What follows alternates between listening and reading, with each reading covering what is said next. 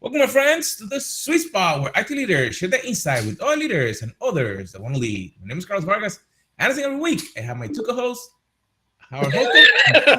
Not anymore. Oh, he's back. How you doing, guys? Yeah, I had a little bit of connection. Like when our intro video was playing, it was stuttering a little bit, and so I thought I could be kind of cute and swap out my wireless network while that video is playing, and it wouldn't really affect us. And of course, no, I'm not nearly as cute as I think I am. It was perfectly timed. As soon as I said Howard Holton. Well, in that case, I did it on purpose. So how you doing, guys? We'll go right in. All right, that's good. Yeah. I think I'm doing better than Paul is this week. I'm doing way less good. I'm in my bunker, as you can see, still with regretting my decision. I decided I thought a 10,000 person conference would be a smart idea to go to a couple weeks before a vacation. And in fact, I got the COVID positive. So I've been down here this is currently day 8. Enjoying my time. At the very least, I have the big TV, and the dog comes down every so often. That's good. That's good. Yeah, I've got a conference this weekend that I'm going to be fully masked for. You're going to, I should have. That would have been smart. Yeah, like I'm going to be on stage. I won't wear a mask while I'm on stage, but the entirety of the rest of the time I will mask. Right. How many people? The last one they did pre-COVID, I think it was 120,000 people. That's a lot of people. That's a lot. Yeah. So I think it's going to end up being probably 60,000 over the course of 3 days. Right. Vegas, I assume. Nope. Right here in Colorado. It is. Really? Technically it's called Denver Fan Expo. Yeah. It's Denver Comic-Con. Right. And you can get that many people in what venue? The convention center. It's huge. Yeah. Oh. Yeah, the Denver Convention Center is huge. I'm pretty sure I've never been to the Denver Convention Center. Yeah, where is that? I don't know why you would have gone, actually. I don't know. I've been to Denver. Apparently not for a conference. No. It It is conference. You know, it is all heating up. Are you going to VM Explorer? I am not. That's the replacement for VMworld. Oh, really? I didn't know that. Yes, they changed it. Not on my agenda. VM Explorer. I do have a summer agenda and a fall agenda. Yeah. Including a trip to India. Ooh. We'll see how that works out. I do have my Indian visa, which took much longer than it has in the past. Yeah, I'm surprised how long it takes me to get an Indian visa here, being an American. I don't have to get a visa. There's nothing I have to do. No, it's $40.30. Mine was 2 consulate visits, hundreds of dollars, and I don't know, 80 pages of documentation. Wasn't it like an online form? E-visa is what the US can do. E-visa is not what Canada can do. Yeah, we have to go full visa. Oh, really? And in fact, I had to give them my passport. I surrendered my passport for 2 weeks so that they could insert on one of the passport pages. Oh, wow. Yeah, so it used to be that the American passport was the most valuable document in the world because you could get into more countries with no visa requirement and more countries with little visa requirement than any other passport. And so that's where kind of I don't know if you've heard that before, that the American passport's the most valuable document in the world, but that's where that comes from. But it's not true anymore, correct? It changed under Obama, if I remember correctly. There were a few countries that added visa requirements. Right. And then with COVID and kind of the change in how countries viewed the Americans handling COVID, it changed again. And I'm not sure where it is today. I may have to do some research. I just came back from Brazil, and normally you need for the kids stuff to go in or out. Right. And my oldest one, he just went right through it. no No, document, nothing else. just his Um, passport. yeah, just his passport. So it was really Nice. simple. Um, and the first thing that I miss is the coffee and the a little bit of the food. Like I got some American coffee this morning, and I'm like, can I get on the plane back so I can get some coffee back Yeah. to It's not Brazil? the same. That's what you're saying. It's not the same. Even I if don't it's know. Brazilian beans, it's different.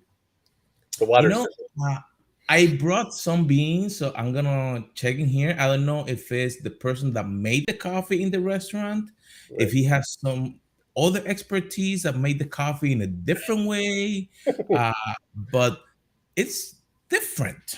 I don't know. Um, where's your So experience with food? it was. I'm sorry, the food was expensive in Brazil. No, no, it was the coffee was good. When I came back here to get breakfast this Oh, morning, the coffee here wasn't good. So I was thinking, does the chef have something to do with the coffee All or right. not? wow, wow. We weren't even getting warmed up, Carlos. We weren't even getting warmed up. By the way, U.S. is now sixth. Japan and Singapore get you into the most countries at 192. Japan The and U.S. gets Singapore. you into 186. Nice. And Canada is tied for the seventh strongest, 185 destinations without a visa. Although it certainly does seem like India is not one of those. And what I'm curious about is if anyone has rated like the difficulty to get in, because it is so hard for you and so easy for us, and yet we both do require an Indian visa. Right. Right. I wonder how many countries allow some sort of e-file in the U.S. versus other countries that don't. That would be a good dimension, because this was as painful as the China visa. China visa, in fairness, was at least 3 times more expensive, but the same process, same documentation, same. Sure. Yeah. I wonder what the visa requirement is for China. For Um, Americans. for Well, in the Americans. meantime, let me set up our conversation. So as you know, I've been in this bunker for 8 days. I probably have at least 2 more days to go, if not longer. But during my time here alone, other than the dog who occasionally comes in, I've had a chance to watch a lot of content. Some of that content was the new Master Chef series on Netflix, which they bringing back 5 other Master Chefs and they go head to head, and then the final battle was the ultimate winner of the other battles against all 5 Master Chefs, and you had to beat all 5 in order to get whatever the golden knife was. Awesome. But as that was happening, I was thinking to myself in a blur of haze and fever, I wonder if there's some parallels to this little competition to CIOs in general. And I was thinking to myself, I've met a lot of CIOs, we've been CIOs, we've had conversations, I've applied for CIO roles. There's a lot of CIOs, right? There's a lot of companies, thousands of companies. Each one of those companies requires CIO, relatively the same skill set required for every CIO. So there's a lot of field and a lot of sameness in that field.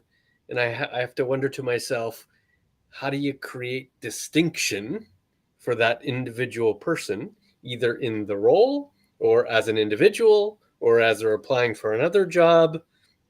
And what's more important, of course, the CIO or their team or the company?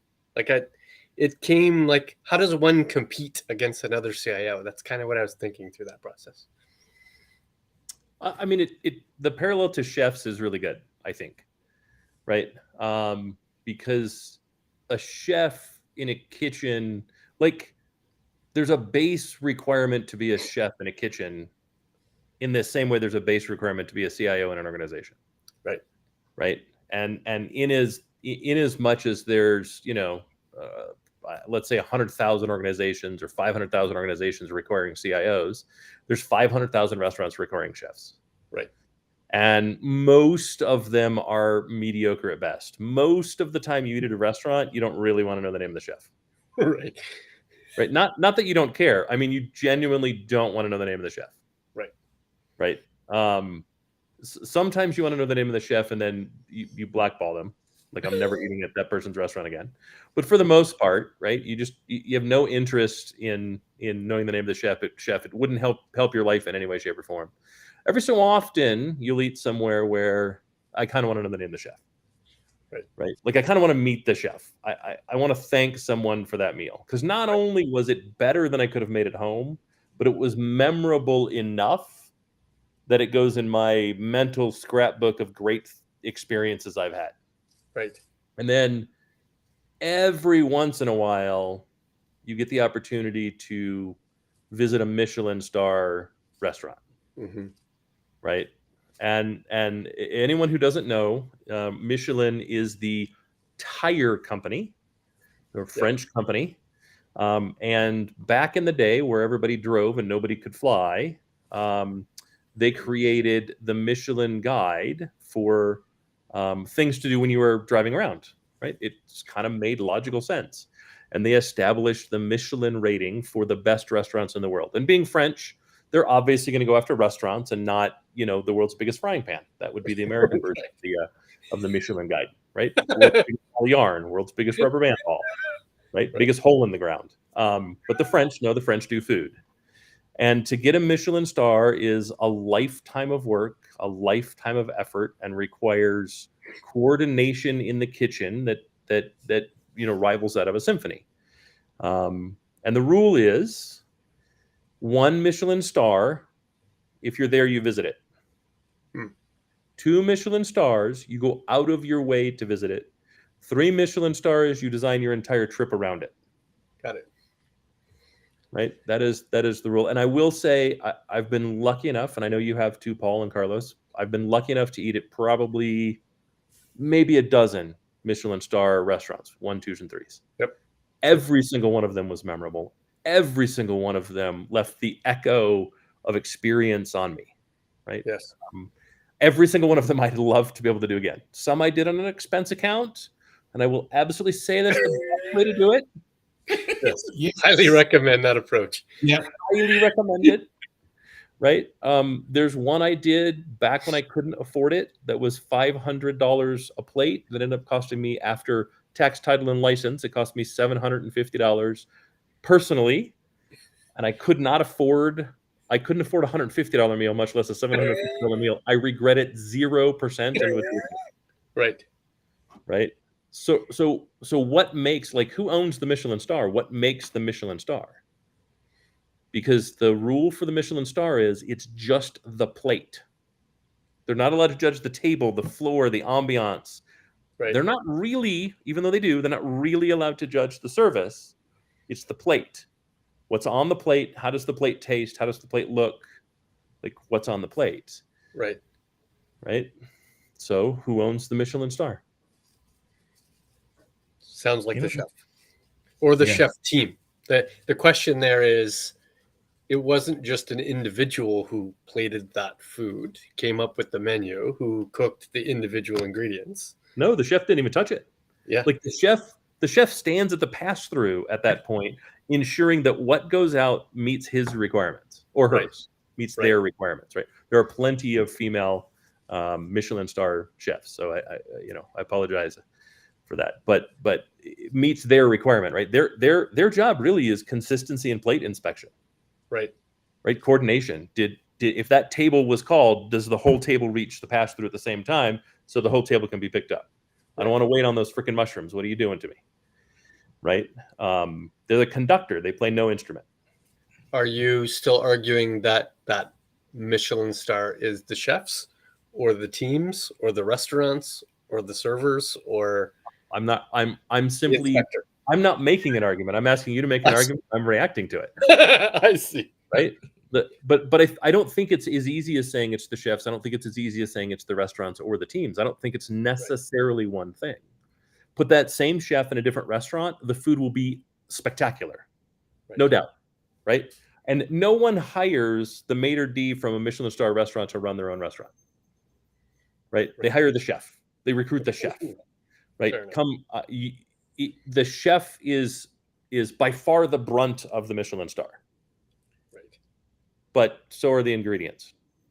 Chef picks the ingredients. They absolutely do that every time. Right. So's the team. because again, they're the conductor; they don't pick up an instrument.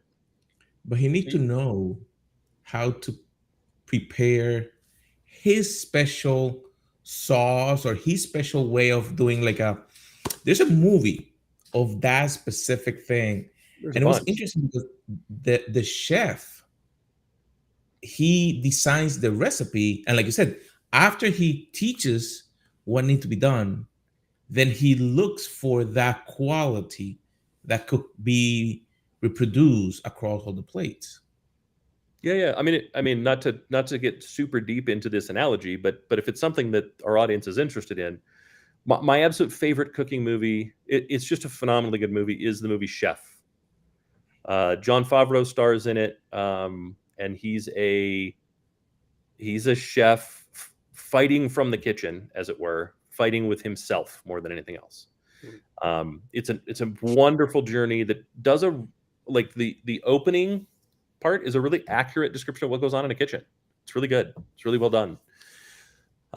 It's an incredibly stressful job. It's not a very rewarding job, and it shows the movie shows what's possible when all of it works together like an orchestra is supposed to, and how it doesn't work when it doesn't work. Right? Burnt is another good one. Right? Can't remember the lead actor's name from Bradley Burnt. Cooper. And then there's the like Marigold Hotel takes place in India, with the kid learning to be a chef. Very famous scene in that one, "Cook me an egg," which is there's a Michelin starred chef that was his test, which makes people laugh because they're like, how hard is it to cook an egg? Oh no, to cook an egg perfectly, it's probably the hardest thing you can do because you can't rely on anything else. Right. You just have an egg. You can't hide it behind foie gras. You can't hide it behind, fancy mushrooms that we seem to want to, pay $1,000 an ounce for, right? You can't hide it behind anything. It's an egg. And until you can make it perfectly, you're not ready for that kitchen, is the theory, right?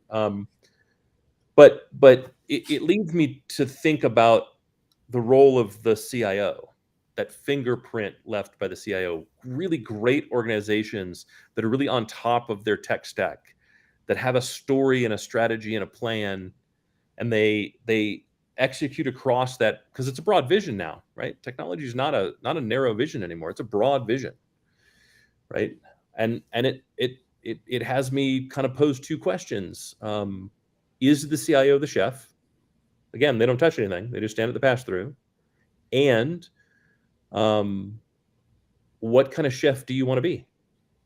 Which begs the question, what's the Michelin Star equivalent to a CIO, right? Is it external recognition in some way? Is it the amount of time that they're quoted in an article, the amount of stagecraft they do, the number of roles and size of organizations they've had? Like, what's that factor that says you are above others in your capability, in your practice, in your expertise? I don't think we have it. No. Should we have something like that? I was just thinking about it. Should we have something that measured externally versus the measure of their impact to the bottom line of the company that they work for? Well, we do. We get paid. Yeah, right? but Like I get what you're saying, but at the same time, right? Guy Fieri, probably one of the most famous faces in the world, one of the most famous chefs for sure. Yeah. Is a million miles from a Michelin star. Right. He's in the same category as Gordon Ramsay, who has more than one Michelin star. Right. I would argue Gordon Ramsay is one of the best chefs of all time.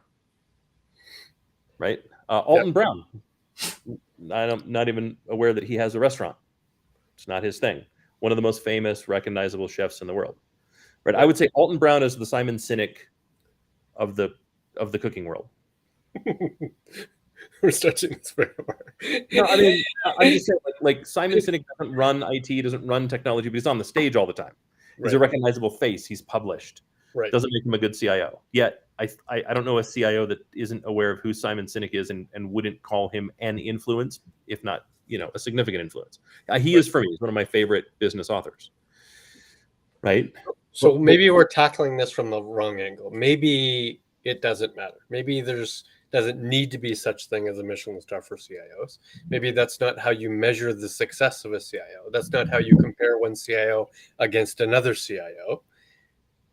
But there has to be a means in some way, right? The reality is tens of thousands, hundreds of thousands of organizations who at some point in that life requires to hire a CIO or at least replace one. How do they compare the people in front of them other than reading their LinkedIn, having a conversation?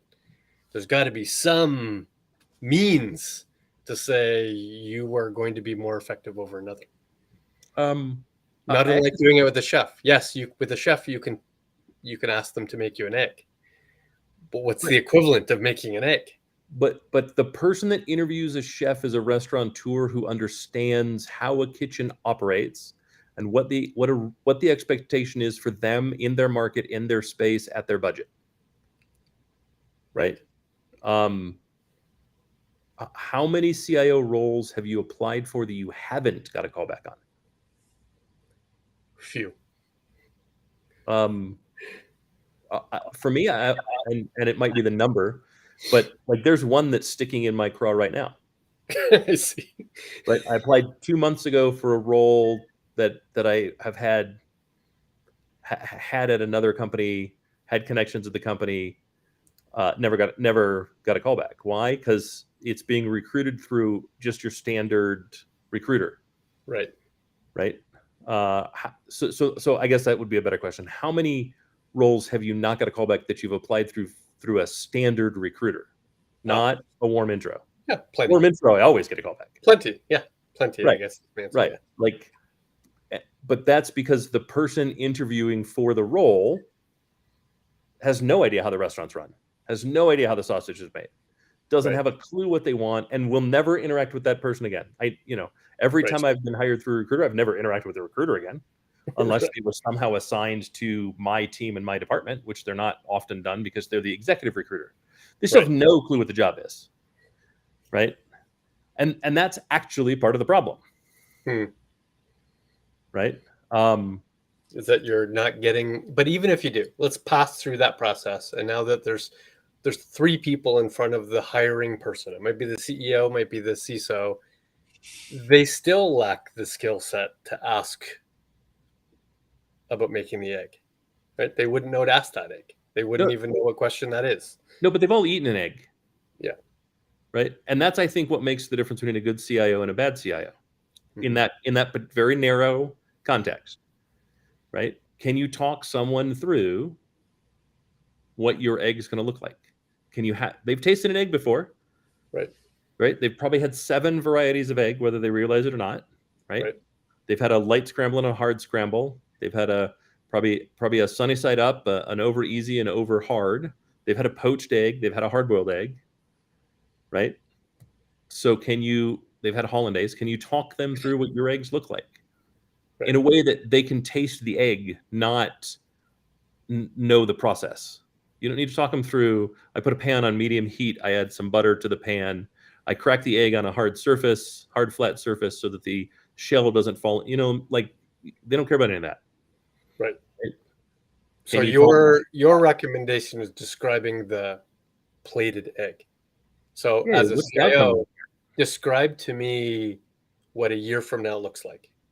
Describe to me the effect and impact of IT if I were to hire you. Within the context of what the business does and what the person cares about. Right? Like, if you can't do that as a CIO, you're in the wrong role. Right. Right. And if your answer is it'll be cheaper, you're in the wrong role. That's not what anyone needs from IT anymore. Right. Instead, can you talk to the president of manufacturing about how their life is going to be better informed for what they do? Just insert name of title. Are they going to be better informed or worse informed after a year? Right? Are they going to have more things to keep them up at night or less things to keep them up at night? And how many of those things, and can you get at all specific on what those things are? Right? If it's a CISO, they're concerned about ransomware. How do you make them not concerned about ransomware? Right? Or less concerned, right? How do you get them to understand that it's now your job to be concerned about it, not their job to be concerned about it? You'll do everything you can to prevent it within the context of budget and time and availability and blah, blah, blah. So I'm going to circle around to your thesis then. I buy all that. I buy that. Make me an egg in that circumstance. I'm going to ask the question of those 3 CIOs and say, describe to me what a year from now looks like, and you're going to get answers based on their history. My question to you is, if I take that CIO and put them in 5 different organizations, they probably have the same answer for those 5 different organizations. They will make the egg the same way for each one of those organizations, or like a chef would. Or are you suggesting that I'm going to make the egg 5 different ways depending on the organization that's in front of me? I'm generally going to make the egg maybe I won't make it 5 different ways, but probably 3 different ways. Okay, so you have some dimensions, but you at least know what successful looks like. Correct, and me, what my fingerprint looks like. Right. Like I'm not making you a hard-boiled egg. I'll make you a deviled egg. Right. But I'm never making you a hard-boiled egg. Right. I'll make you a over easy, but I won't do sunny side up, and I won't do a well over hard. You know what I mean? Like yeah. I have my own personality. I have my own things. And if what you really want is someone that makes an over hard egg, someone that makes scrambled eggs in volume, and someone that makes hard-boiled eggs, it's cool. I got no complaint about that. We're not going to see eye to eye with you running the front of the house and me running the back of the house. I'll happily introduce you to someone who can do that. Right. But I'm not the person for that. And I think that's just as critical as delivering the right, as describing the right egg. Right? Is what is your fingerprint? What is your personality? What are your menu items? What does your menu look like? You know what I mean? Like do you want to do real good comfort food? Right? It doesn't look like much when it's on the plate, but at the end of the meal, everyone feels satisfied. Everyone's reminded of a meal at their grandmother's house. Everyone's reminded of whatever, right? Or do you want to do something that's a little bit scary, that's a little bit more out of the box, that creates an experience that everyone remembers? You're coming back to both places. You know what I mean? The difference is you never mention, like, you don't talk about the comfort food place the same way, but you take everybody there. Right. It's not special, but that's not the point. The point is it's comfortable. And look, there's a million of those restaurants. There's a million successful restaurants. There's a million of those organizations. If that's who you want to be that. But understand that that's who you are. Be confident that that's who you are, and explain that's the menu you're delivering. Right. So let me ask this angle, and I'm enjoying this thing because we could stretch this analogy to almost any situation. There are restaurants that say to themselves, I want to be something new and different. Therefore, I'm going to hire a chef that's bringing with them ideas and concepts and menus and sort of the farm to table perspective. This is what I'm looking for, somebody to help reinvent the restaurant. And then there are some restaurants saying, we've been in business for 50 years. The menu is set. I have clientele that comes every single week. I need you to continue on and ensure that the same level of quality exists tomorrow as it did yesterday. Which CIOs and which chefs are better? Neither. Neither's better because they're different, and they're different. The problem comes when it's unfit, when it's not a fit. Right? I just had this happen. Right. They said they wanted one thing. I felt I was that one thing. They wanted something that wasn't that thing. That's fine. Right. That doesn't make me a bad chef. That doesn't make them a bad kitchen. Right.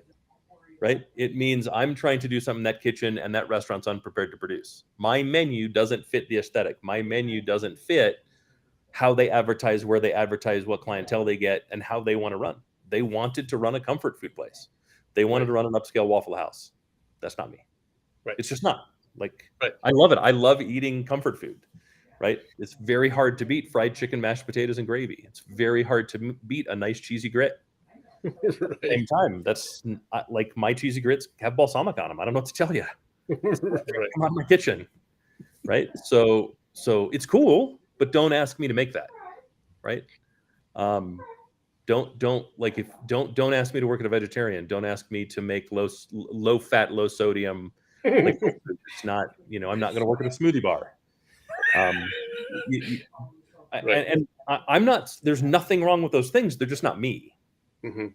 right? I want to work at a place where the menu board could change at any given moment, right? That when we do something, it takes you out of your comfort zone, right? But it does so in an absolutely safe manner, Right. and then it brings you back home in an absolutely safe manner, right?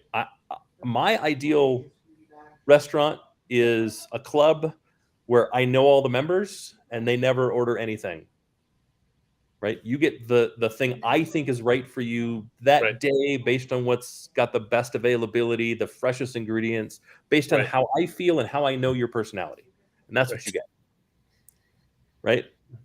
I mean, if and that's my personality, and that's the kind of organization I want to be in, right? Heavy change, high change agent, heavy growth, right? Lead from the front, really push the employees to be the best they can, help everyone accelerate and deliver really interesting, really kind of boutique, experiences to really fine tune what the menu needs to be for that organization at that time and that place, and then go to another one and do it all over again. Hmm. Right? I Will mean, you will you start somewhere that will be one of those places that you don't like to get the experience so you can do what you want? I think you have to. Like, I think you have to have bad experiences. I think anyone that says I've only worked at perfect places needs to get out more. Right? Like, because how do you know? How do you really stretch yourself unless you have people that challenge you from every direction? Unless you've like we've said it on this on our show before, right? You don't learn from success. You learn Right. from mistakes, and part of those mistakes are choosing the wrong organization. Part of those mistakes are, not being treated the way you want to be treated, not being given the control that you want, not being, being put into a box that's restrictive on you in a way you didn't realize you should have been looking for. And then You also going, learn from variety, even if it's not a failure. Right. Like I assume top Michelin chefs didn't start that way. Right. They were sous chefs in crappy restaurants. And oh yeah, no, somebody they threw a made knife their up 4 times. they made Like, their way, right? yeah, it's Yeah. guaranteed they had the same pot thrown at them that they threw at somebody else. Right, exactly. Like, they went through a level of abuse to get to that point that kind of you have to go to be excellent, to be amazing. Right.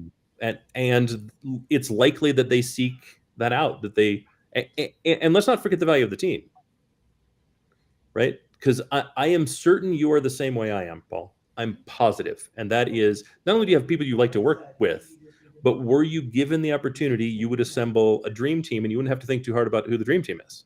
Right. 100%. Right? There's 6 or 8 people that you would just go, yeah, I want to work with those people. That's my dream team. That's right. Budget be damned, time be damned, and you knew they'd all take the job. Right. Right? You knew it didn't there's no ego of who's running the kitchen and you have to work for somebody else, even if they're all running practices themselves. They would just go, yeah, okay, I'm in. Right? Yep. 100%. We all get to that point. And frankly, the better my team is, the better I am. Because again, I'm standing at the pass through, moving the plates through and confirming that the plate looks the way that I want. I'm not making the sausage. I'm not assembling the plate. I'm just confirming it looks the way I want. So it's my team. Hence The why better the my master team, chef gets to bring their own sous chefs. All right, Carlos. I don't know how many more dimensions to this analogy we need. We go for a week on this one. It's actually really interesting to understand that difference.